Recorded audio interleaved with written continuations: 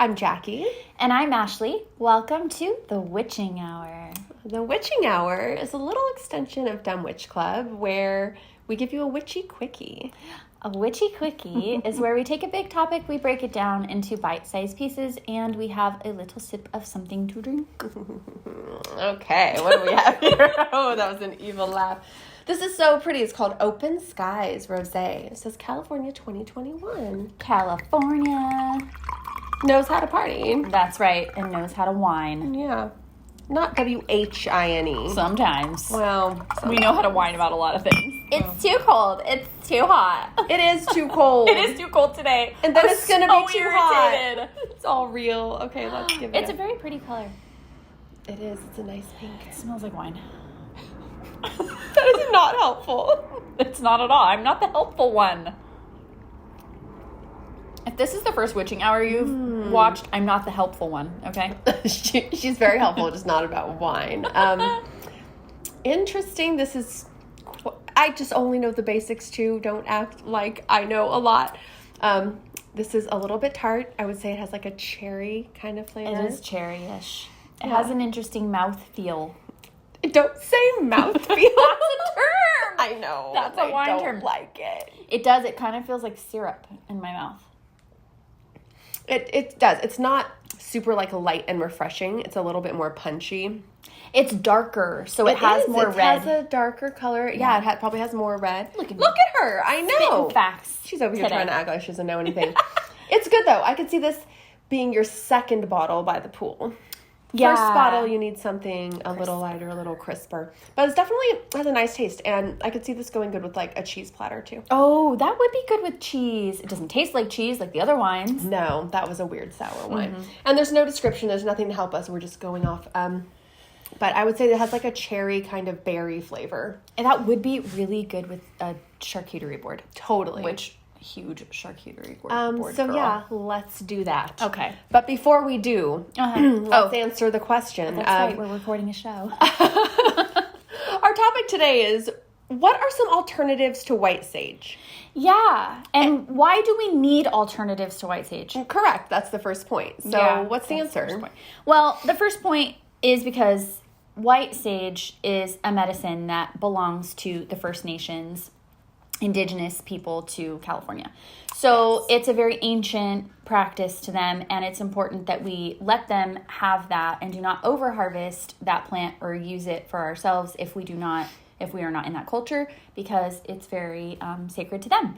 Yes, and it has been over-harvested in some parts of California so that it's actually not as available, or then, that starts to like drive up the price, and the people who are benefiting from that are not the indigenous people. Exactly. And so, we just really want to be aware of these sorts of things. There's impact on the environment. There's impact negatively on indigenous peoples who are having their traditions or, their livelihoods sometimes undermined because other people are adopting their traditional medicinal practices. Absolutely. So that being said, I love sage, and we want to have alternatives to it. But before we name the alternatives, I want to say there's a very, very easy alternative to white sage, which is common sage. Yep.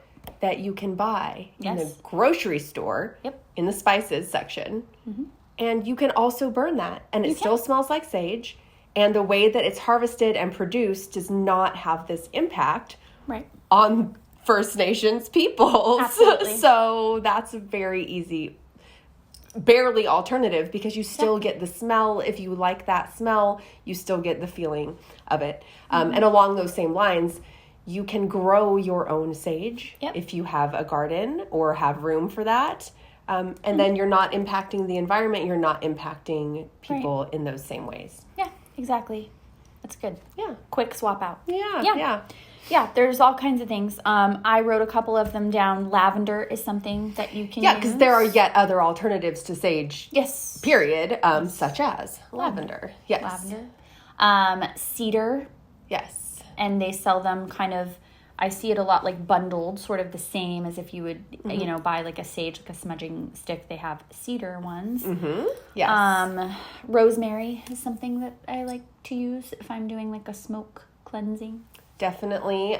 There's also juniper, which yes. can be used the Love. same way. Also has like a really good kind of earthy smell if Definitely. you're going for that.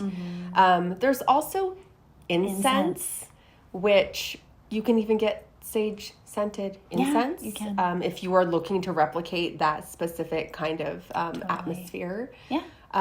There's also sometimes where you live, you can't even do smoking methods.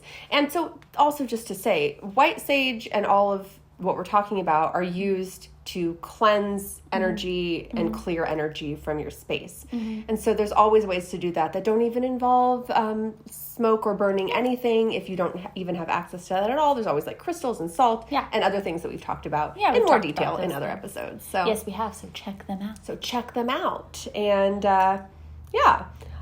if there's anything else, You can basically burn anything that's proliferating in your area and that feels right to you, but, be careful. Yeah, and I mean, you have to dry it first. You have can't to dry burn like fresh plants. And just be burning natural things. Yeah, or, stuff's whatever's legal. We don't know. Anyways. We're California. Did we mention that? Yeah, anyways. It is important, though, to think about these alternatives and the reasons for them and to be ethical in your witchy practices. So, that being said, I think we're going to drink some more wine. I don't know if we need to. Board. That would be perfect, but It's still in the house. Cheers. Okay. That was good. Oh.